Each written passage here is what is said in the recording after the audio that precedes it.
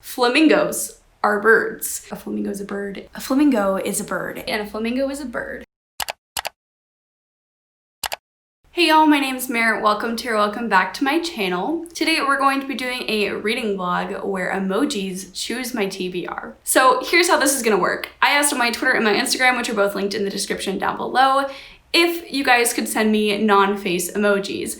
And I got a lot of responses, but surprisingly, it was really hard to pick books based on these emojis, even with the amount of responses that I got. Basically, what we're doing is we're taking these responses that I got and we're picking books that fit one, either the vibe of the emoji, or two, the cover kind of matches the emoji. It's kind of hard to explain, but I will show you guys some examples of all the books that I thought would fit different emojis, and then I'll show you guys what I'm actually gonna be reading for this reading vlog. So first and foremost, one of the books that I thought about reading for this reading vlog was You Have a Match by Emma Lord. This is actually an ARC and it comes out in January of next year.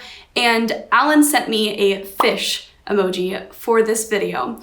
And I was like, you know what? Fish live in water. You know what's on this cover? Water. So fish are surely in this water. So that's kind of why I thought maybe I'll read this book for this reading vlog, but then I was like, no, that's not a good enough reason. Then there's a book that I've been trying so desperately to fit into a secret TBR because I want to read it so bad. And I was sent a fire emoji, so I thought, maybe I can choose a book that I think will be fire, as in like 5 stars. And so I was thinking maybe I could read Paper Princess. Also, paper is flammable, right? So surely this would fit for that. I decided it was a little bit far-fetched in contrast to some of the other books that I have chosen for this TBR, so very disappointed I will not be reading this, but I want to so bad. And now we're in the final 4, and I still don't know which one I'm gonna take off of this secret TBR. I will decide as I'm reading them. It's probably gonna be this first one, which is You Had Me at Hola, because, hey, editing Mary here. I just realized I never explained what my Instagram story poll was. Basically, I put a poll on my Instagram story saying, which book should I remove from my secret TBR?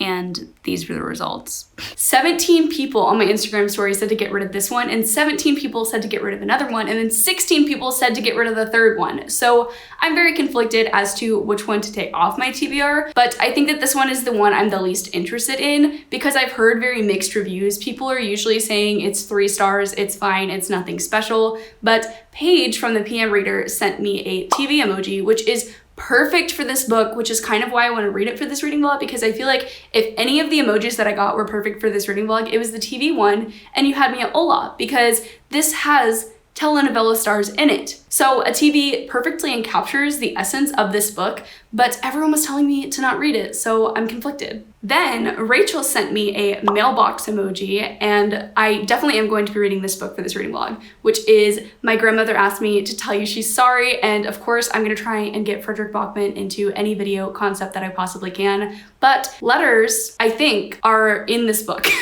I don't actually know what this book is about. I'll figure that out in just a minute, but there is a letter that this child is holding, right? And Rachel sent me a mailbox. So I'm excited to see if these emojis are actually connected to this book, but I think that it's going to be because I think there's letters in it. And how perfect is that? I've been wanting to read Frederick Bachman's backlist anyways, and I'm hoping to do so by the end of 2020. And I really want to read this one. So I'm hoping to get that one in with this reading vlog. Well, I'm not hoping to, I am going to be reading that. Sorry if you're not interested in hearing my thoughts on this, you're getting them anyways. Then I have the third book that I'm planning to read for this reading vlog. Maybe it's either this one or You Had Me at Hola that's getting cut, but this one is a bit of a stretch, which is why I think this one is the one I'm leaning towards cutting. It is an Enchantment of Ravens by Margaret Rogerson. Margaret Rogerson, that's her name. The reason why I want to read this is because Abby sent me a flamingo, and hear me out on this. Flamingos are birds. You know what else are birds?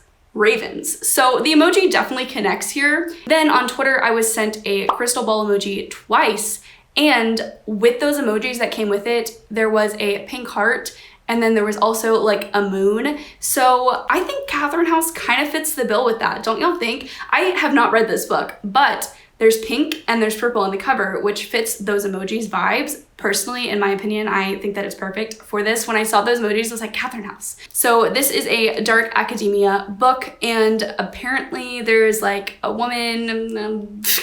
I'm gonna read you guys a little bit of the book. I'm gonna read you guys a little bit of the book blurb so that you get a feel for this book. I have to be honest, this was a total cover buy for me because Books and Lala, well, it's not a total cover buy. Books and Lala talked about it on her channel because this was her book club pick for last month. And I was like, okay, maybe I'll read it because I saw this at Half Price Books right before the live show. I ended up not reading it for the live show, but I still wanted it because the cover is beautiful. There's also deckled edges, and hello, we love that. I bought it because I recognized it and I wanted it, and Lala recommended it, so here we are. But here's what this book is about. A seductive Gothic-infused debut of literary suspense set within a secluded elite university and following a dangerously curious, rebellious undergraduate who uncovers a shocking secret about an exclusive circle of students and the dark truth behind her school's promise of prestige. So this is about dark academia. Ninth House who? I don't know her. Also, I wanted to read it because of the cover and it matches the emojis, okay? So book one. Then we have My Grandmother Asked Me to Tell You She's Sorry, and I honestly don't need to know anything about a Frederick Bachman book to pick it up at this point because I love Beartown and Anxious People and A Man Called Uwe so much. I will read anything that this man writes because it is perfection. But here's a summary. Elsa's 7 years old and different. Her grandmother is 77 years old and crazy, as in standing on the balcony, firing paintball guns at strangers crazy. She's also Elsa's best and only friend.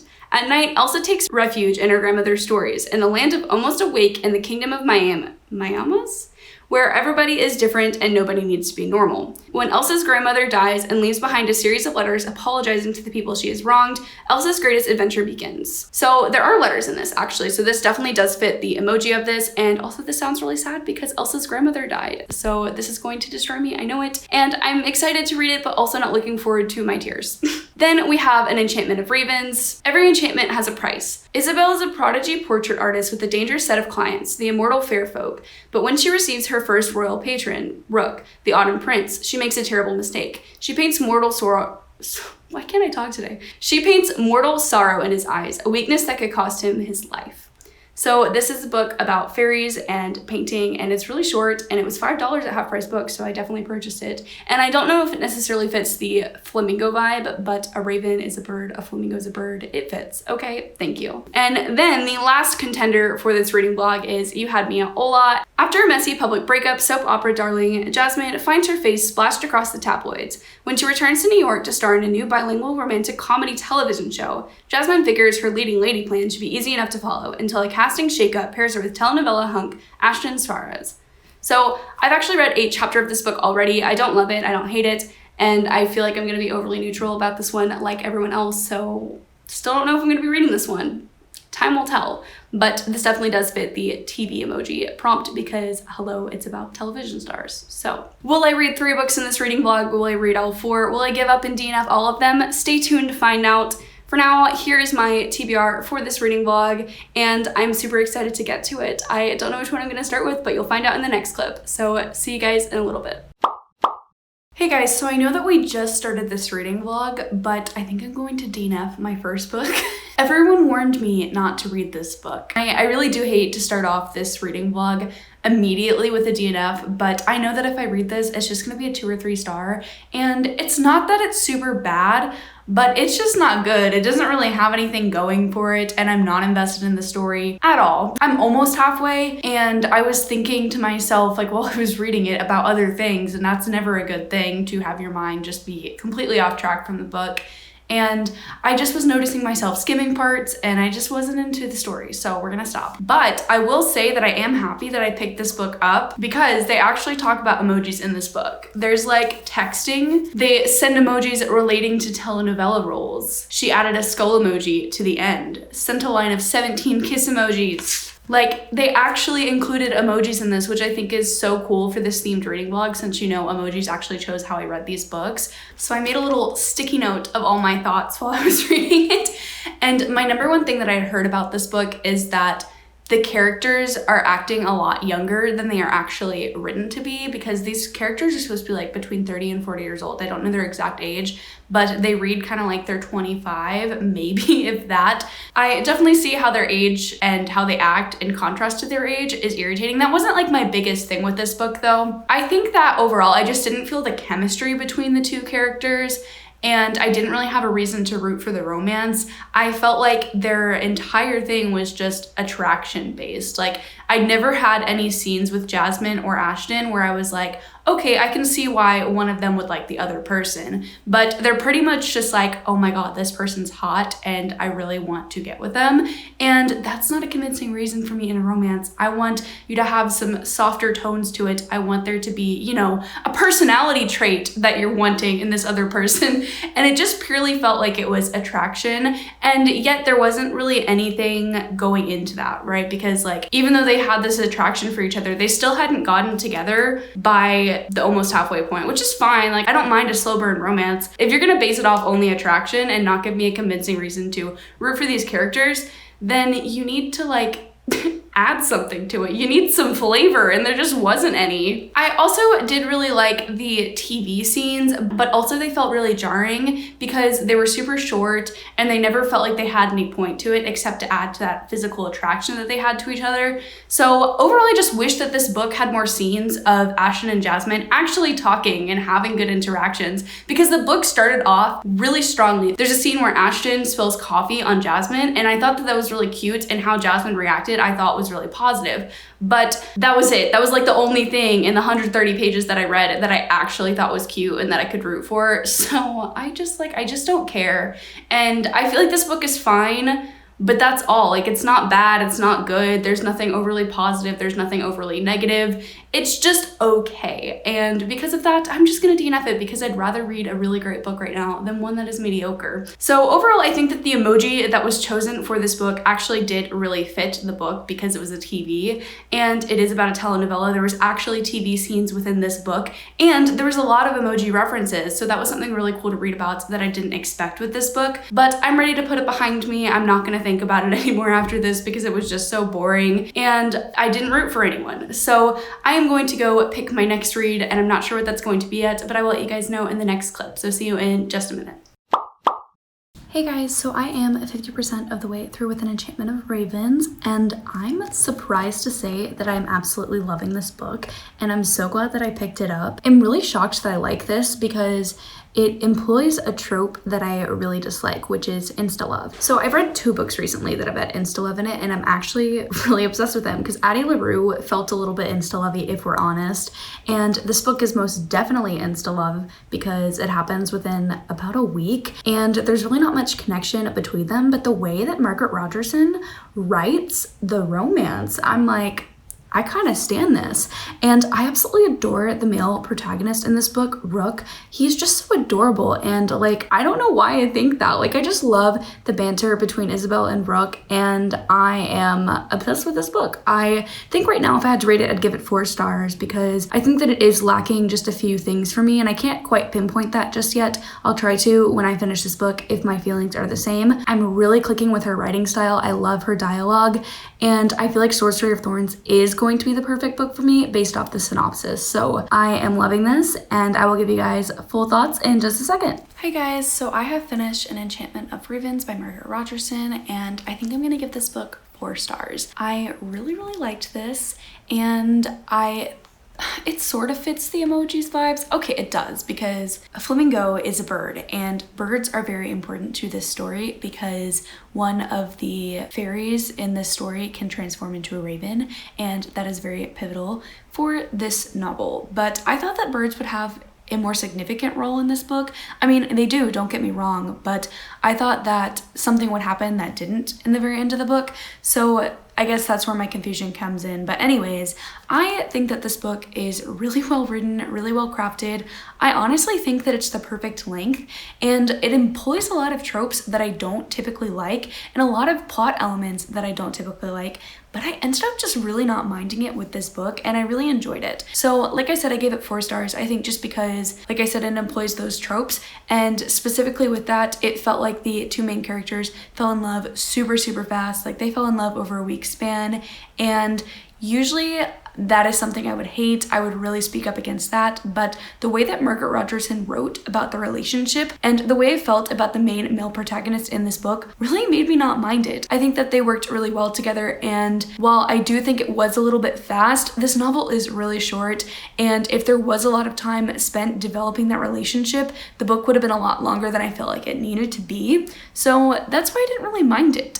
And it also takes place in the world of fairies, which I have not been loving lately, but I really feel like this book was just like a warm hug. I just think that this book was perfect for fall. It really fit the flamingo emoji, and I'm really glad that I picked this up because now I'm excited to read Sorcerer of Thorns by Margaret Rogerson. That's all I'm going to say about that book, and now let's launch into my next book, which is going to be Catherine House.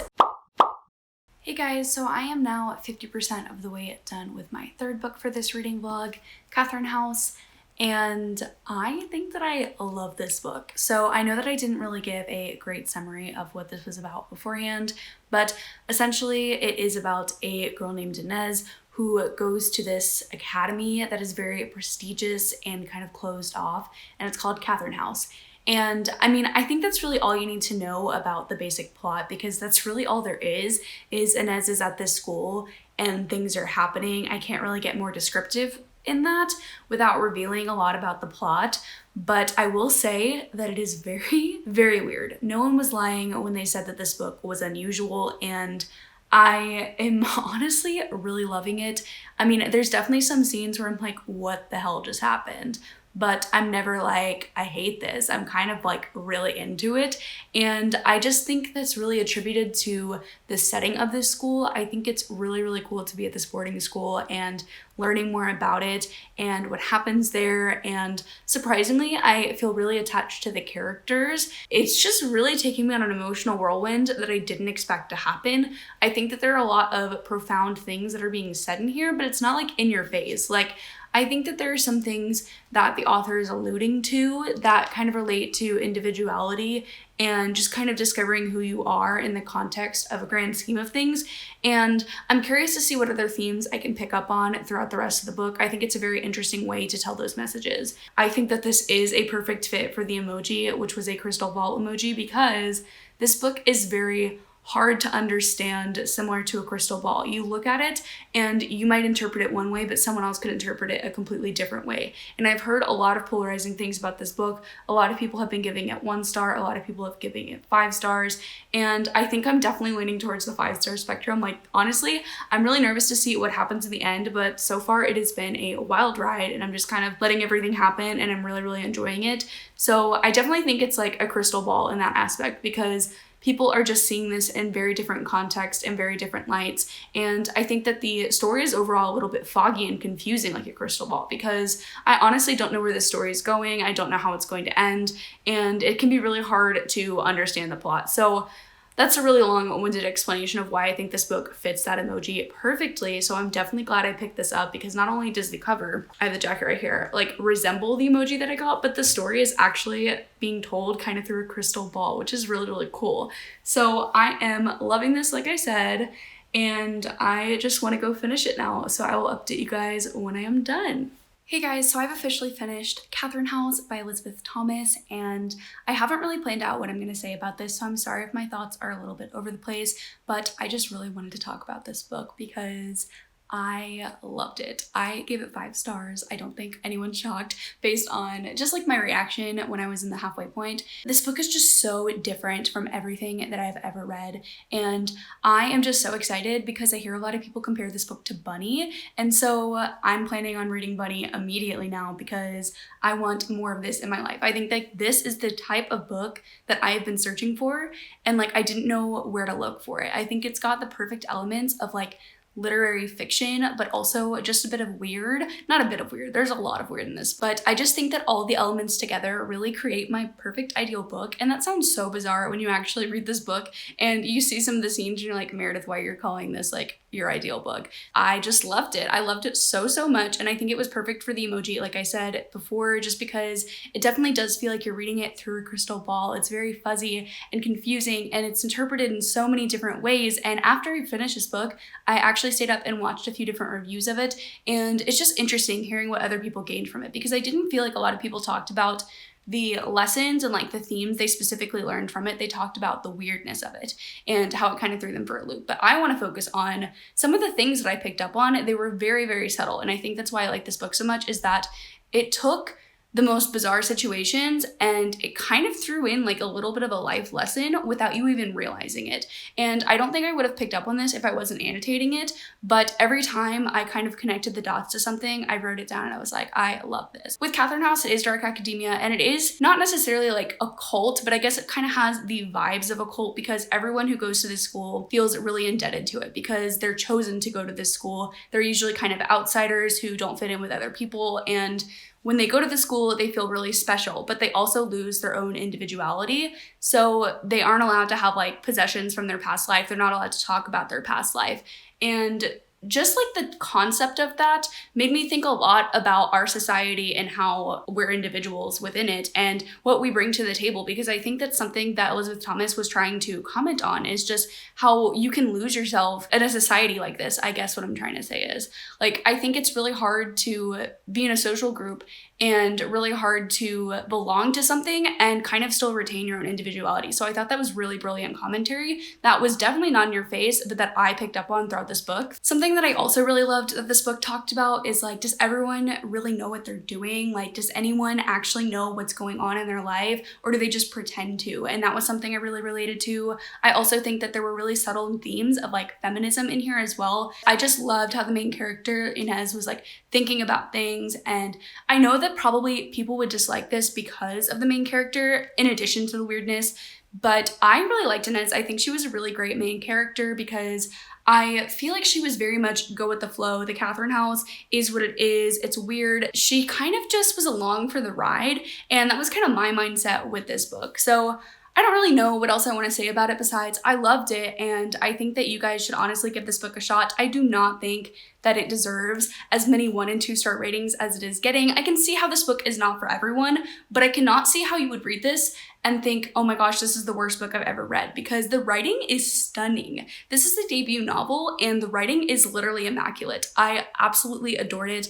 I also really liked the characterization. There was a friend group in here that I was really connected to, and it actually kind of reminded me of Truly Devious, which is like the only thing I think about nowadays, but there was a friend group in here that just reminded me of the friend group in Truly Devious in addition to like the school setting, and there was just so much going on that reminded me of the other book, but that's just because they're both kind of like dark academia. I mean, Truly Devious isn't as dark and twisted as Catherine House is, but there are definitely some similarities there. I think dark academia might be my new thing. Oh, she's so quirky. She's not like other girls. I'm literally just kidding, but please go pick up Catherine House despite the weird conflicting ratings that everyone is giving it, because I think you really need to go into this book and just give it a chance. And you might be pleasantly surprised like I was. I didn't necessarily have any expectations, and I think that I would give you guys the same exact advice. Don't have preconceived expectations of what this book is about, because there isn't a plot, the characters aren't super well developed, and you kind of just have to be along for the ride in order to fully enjoy it. And I'm happy to say that I love this, so go check it out. 5 out of 5 stars. And now that we've talked about Catherine House, we can move on to my 4th and final book for this reading vlog, which is going to be My Grandmother Asked Me to Tell You She's Sorry. I'm excited that I left it last because I think this one's gonna be the one I love the most, but I don't know, because Catherine House is that girl. So maybe My Grandmother Asked Me to Tell You She's Sorry will be my favorite, but if it's not, it will definitely still get like 4 or 5 stars for sure. I don't think I can ever read a Frederick Bachman and not automatically love it. That's just not in my nature. I'm automatically mentally 5-starring this, but I'm trying not to have expectations. I'm trying to go in, you know, without all these preconceived notions that this is gonna be my new favorite book. But I am very excited because it sounds devastating and heart-wrenching, and I just know that I'm gonna laugh, I'm gonna cry, I'm gonna feel all the freaking emotions, and I am stoked about it. So I'm gonna go read this, and I will update you guys when I'm 50% of the way through.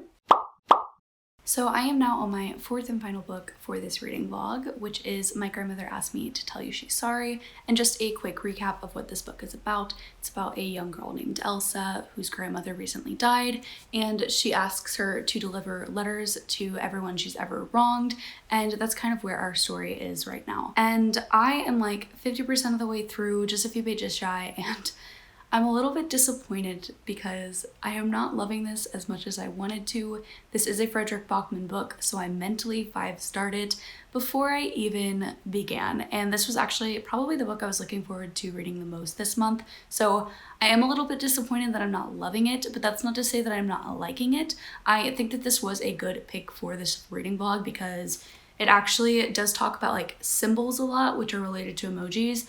And it also does deal with the letter emoji very well as well, because it literally is about her delivering letters to people. But there's also like little symbols at the top of each chapter, which I just think is kind of a cool addition, because I mean, they're relevant to the story, but also just because they're like symbols, like emojis, so they're like little chapter emojis, I guess, if you will. I don't know, I'm reading a little bit into it because I want to fit this into the theme of the reading vlog as much as I possibly can. But I have a lot that I want to say about this book so far. I have a sticky note. My biggest thing with this book so far is that there's not much of a plot, which is fine, but whenever there's a lack of a plot, characters really need to make up for it for me. And this is one of Bachman's older books, and I feel like he hadn't really found his groove with writing yet, and you can definitely tell in this book because I just don't feel very attached to the characters. The only character I really like is the grandmother, and she's really not in it a whole lot because she isn't alive.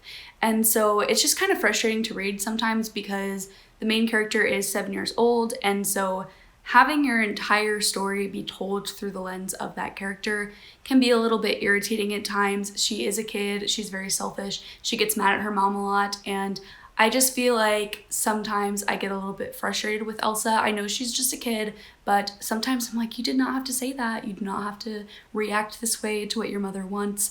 And so it's just sometimes a little bit irritating to read from her perspective. I just am a little bit sad because I'm not feeling connected to these characters like I usually do in a Bachman book. I think that his characters are really what makes his book shine and why I feel so connected to his books. Another thing I'm not loving about this book is the storytelling aspect, because this is kind of a story within a story. It talks a lot about stories and it's a big plot point, and I just don't feel like it was told in a very direct way. I think that it's kind of confusing and I don't really know what's going on half the time, and I also just don't like a lot of the symbolism or like metaphors being used, I guess.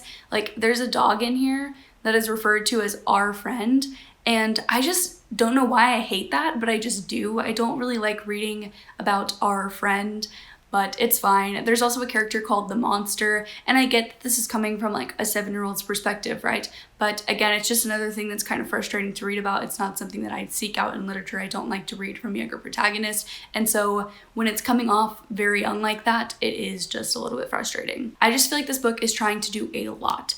I think that it is accomplishing some of the things that I think it's seeking out to do, but because of how much it's trying to tackle, I think that it's just not doing everything successfully. And so that's something I feel like with other Frederick Bachman books. His themes are very universal and his themes are very centralized. I just kind of feel like the themes are everywhere in this book and there's not really a central theme that I'm attaching myself to. I think the biggest theme that I'm taking from this is grief and dealing and coping with grief, because Elsa is having to understand what the world is like with her grandmother gone, and it's kind of about her navigating that. So I do think I'm learning and picking up on that theme specifically, but I think there are also a lot of other things that Bachman is trying to do in this book that just aren't being as paid attention to, and so the story is kind of suffering as a whole. I do still really like the writing style. I do still think that this is a good book. I'm just being very critical of it because he is one of my favorite authors, and so to read something like Beartown and then to read something like this, it's a very different experience, and I honestly don't feel like I'm reading from the same author in some parts of the story. I do feel like I'm reading his same writing because he does have a lot of quirky one-liners. He also has a lot of just really quirky elements in his story. This book is definitely very individual. It's very unique, and that is very typical of the Bachman style, but I just don't feel like this book is as deep as I want it to go, and I don't feel like the characters are as developed as I want them to be. So I am liking this. So far, I think it's on the road to be a 3 to 4 star read, and I will let you guys know what I think when I've actually finished this book. So I've officially finished my last book for this reading vlog. My grandmother asked me to tell you she's sorry, and I am going to give this a 3.75 out of 5 stars. I definitely stand by everything that I said in the previous clip, and I just have a few more things that I want to add just to kind of explain my rating. But I think that this is going to be my least favorite Bachman, but that does not mean that I did not enjoy it. A 3.75 is still a really good rating, but because this is one of his older books, I feel like I just have a lot more criticisms, because I think that the biggest thing that I disliked about this book and why I didn't give it a higher rating is because there's this huge aspect of storytelling in this book, and I just didn't like how it was executed. There are scenes where Elsa is in the land of make-believe, which is a place that she created with her grandmother, and the concept is really, really cute, but I honestly did not like being in this make-believe land because I just felt really confused every single time we were there. I will say that I enjoyed how Frederick Bachman talked about storytelling when we weren't in the land of make-believe, if that makes sense.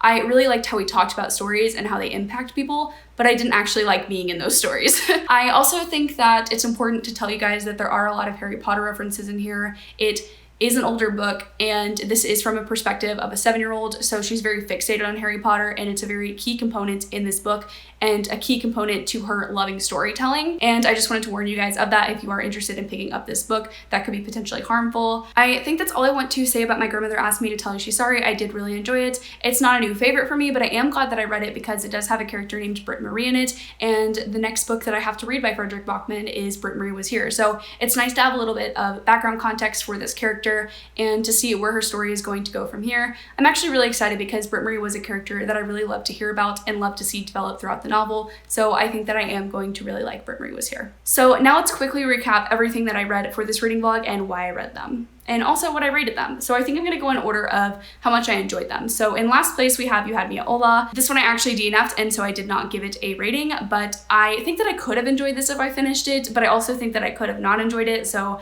I think that if I had finished it, it would have just been a very average read for me, so I just decided to put it behind me. I wasn't really invested in the story. Read this one because I was sent a TV emoji, and this book follows telenovela stars, so how perfect is that? Then in third place, I'm going to put My Grandmother Asked Me to Tell You She's Sorry. I read this book because I received a letter emoji, and there's a letter on the cover, and the actual story is about Elsa's grandmother giving Elsa letters when she has passed away to kind of go send out to all the people that she's wronged. So letters are a very central part of the story, and it definitely made sense to read this for that emoji. Like I just said, I did really enjoy this, but it's definitely not my favorite Bachman. It's not gonna be a new favorite. In second place, I'm gonna put An Enchantment of Ravens, and I read this one because I was sent a flamingo emoji, and a flamingo is a bird. And I actually really did enjoy this one. I think that I picked it up at just the right time because it's very autumnal and it has fall vibes. So I did really enjoy this one. I don't think it's gonna be super memorable for me, so again, that's why I gave it 4 stars. And in first place, I'm going to put Catherine House, and I gave this book 5 stars. I am so glad that I picked this book up for this reading vlog. I read this because I was sent a crystal ball emoji, which definitely captures the vibe of Catherine House, I think, perfectly. First of all, it kind of matches the cover, and also when I was reading the story, it kind of read like I was looking through a crystal ball because I didn't necessarily know everything that was going on. It was kind of hazy, kind of confusing, and I think that a crystal ball really fit the vibe of this book well. I love this book. I think that it gets a lot of unnecessary hate, and if you are interested in reading this, I would definitely still pick it up and give it a chance because it deserves one. So that is everything that I read for this reading vlog. Thank you guys so much for watching if you're still here. Don't forget to like this video if you liked it, subscribe to my channel down below if you haven't yet. I post book-related content twice a week. Don't forget to follow me on Instagram and Twitter, which are also linked down below, as well as my Amazon wishlist, and I will see you guys in the next video. Bye!